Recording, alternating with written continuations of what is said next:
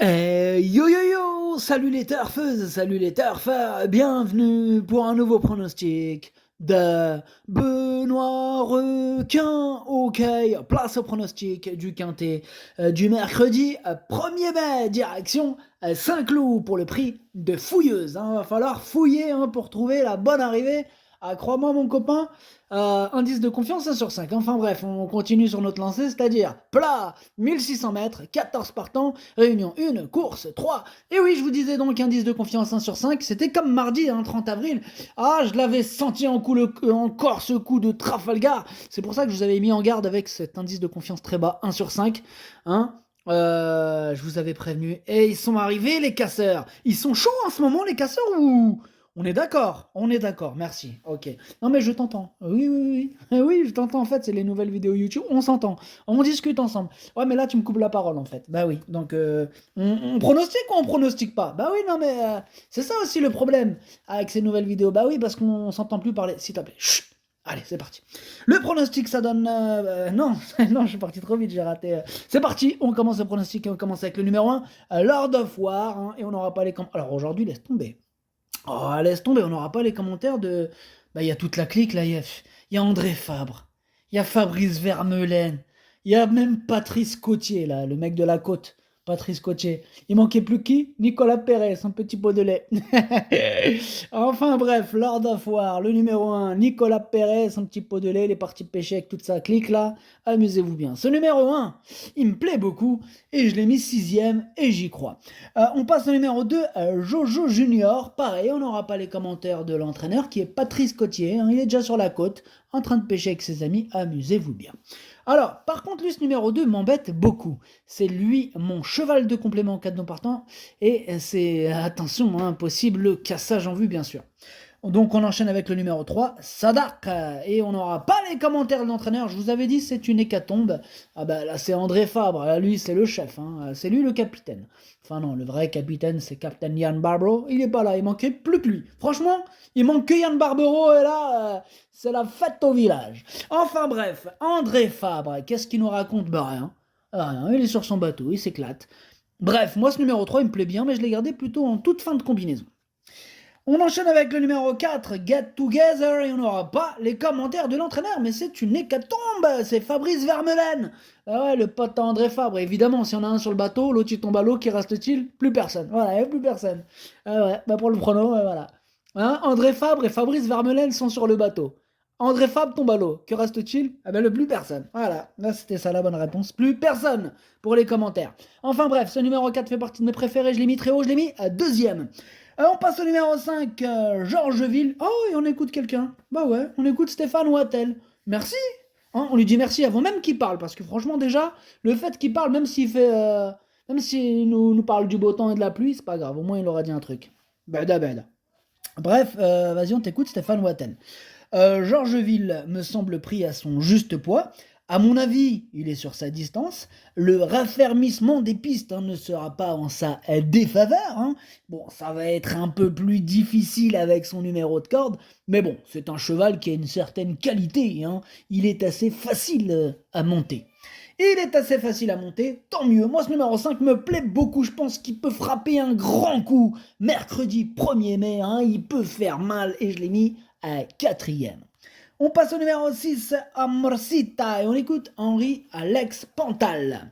Amorcita, bien fait en dernier lieu à Saint-Cloud dans un lot qui n'était pas mauvais. Il n'était pas mauvais le lot. Elle est bien. On l'a gardé un peu pour ça, je ne vous le cache pas. Ouais, on fait les coquins, mais bon, je l'ai gardé pour ça, car je la pense compétitive. Eh bien, merci Alex Pantal. Henri Alex Pantal. Ce numéro 6, je ne l'ai pas retenu, mais je vous avais dit en même temps que ce quintet était difficile. On n'est pas sur un indice de confiance de 5 sur 5, là. Pour celui qui vient d'arriver en cours, on est bien sur du 1 sur 5. Ouais. Donc attention, méfiance. Pour passer à la caisse, il va falloir s'accrocher. Soit on met une petite pièce pour rigoler, voilà, on fait un spot. Franchement, les spots, des fois, toi, tu te prends la tête pendant 2 heures, l'autre, il arrive, fait un spot quinté dans l'ordre, bam, il prend 200 000 euros et repart. Vas-y, fais un spot, mon frère, c'est bien mieux. Laisse tomber, hein, sur 5 comme ça, fais un spot. Ouais, ça sert à rien de se prendre la tête. T'es là, tu tournes le journal dans tous les sens, au final, tu vas faire quoi, frère? L'arrivée, ça va être dans tous les sens. Fais un spot! Bah oui, fais un spot. Enfin bref, on disait quoi? Amorcita, blablabla. Bah moi, c'est mon deuxième, c'est un regret, c'est mon deuxième cheval de complément en cas de non partant, attention. On passe au numéro 7, Mamom, et on écoute Christophe Plisson. Bah Mamom, elle n'aime pas du tout le terrain collant. Voilà, elle a peut-être trop fait hein, également, oui. Bon, on va essayer de la monter plus dans un dos. Bon, c'est une distance à sa convenance. Si cela sèche, elle est compétitive. Si cela sèche, elle est compétitive. En tout cas, ce numéro 7 me plaît bien. Lui, je l'ai gardé plutôt en bout de combinaison. On passe au numéro 8, Everstar, et on écoute Ludovic Gadbin. Bah, Everstar, il vient de nous prouver qu'il était compétitif dans les gros handicaps. Sa forme du moment est excellente et j'espère que tôt ou tard, il trouvera son jour à ce niveau. Sachez que le gazon et le raccourcissement de la distance ne seront pas dérangeants pour lui. Il devrait très bien courir. Ah bah j'aimerais bien qu'il court très très bien même. C'est l'un de mes préférés ce numéro 8. Hein. Je l'ai mis très haut. Je l'ai mis 3ème. On passe au numéro 9, Hamlet's Night. Grand retour d'André Fabre avec Hamlet's Night, évidemment, pas de commentaire, comme d'hab. Ce numéro 9, lui aussi, me plaît beaucoup et je l'ai mis 5ème. On passe au numéro 10, Svikova, et on écoute Joachim Brandt. Svikova, elle revient sur plus court, hein, et même si je la préfère en bon terrain, la piste sera tout de même moins pénible hein, que récemment. J'espère qu'elle pourra mieux se comporter. Alors moi ce numéro 10 je l'ai pas retenu, mais bon voilà, il va faire d'impression là avec ce numéro 10, question de feeling. Pour les amateurs de champ réduit, de cote ou carrément, pourquoi pas, un coup de folie, question de feeling quoi. On passe au numéro 11, l'Ardéchoise, et on écoute Yann Lerner. Bah l'Ardéchoise, elle a dû sortir un peu de bonheur la dernière fois, bon en plus elle avait un numéro en dehors. En tout cas, cette première tentative sur le gazon n'a pas été un problème. Hein. Là, on rallonge la distance ce coup-ci. On pense que cela devrait être un plus. On va voir, hein. Mais elle est restée en bonne forme. Bah, il est plutôt positif, Yann Lerner, avec l'Ardéchoise, qui semble être une très bonne chance dans ce quintet. Je vais pas non plus parler de base solide parce que c'est quand même du plat. Mais voilà, c'est une bonne base a priori. Voilà, même si rien n'est fait en plat, hein. Tout est possible. En tout cas, c'est mon préféré, je l'ai mis en tête. On passe au numéro 12, Last Stand, et on écoute Joachim Brandt encore et encore. Last Stand va prendre part à son premier handicap, il faut voir s'il est pris à sa juste valeur. Le terrain ne devrait pas lui poser de problème, il est cependant difficile d'avoir un avis sur quant à ses chances pour ce premier essai à ce niveau. Et oui, c'est clair, mais en tout cas ce numéro 12, moi je l'ai pas retenu, il est à l'arrière de ma petite liste des possibles troubles faits. On passe au numéro 13, Chambéry, et on écoute Zdeno Koblik. Chambéry pourrait surprendre davantage ce mercredi à Saint-Cloud. S'il était placé, je serais satisfait.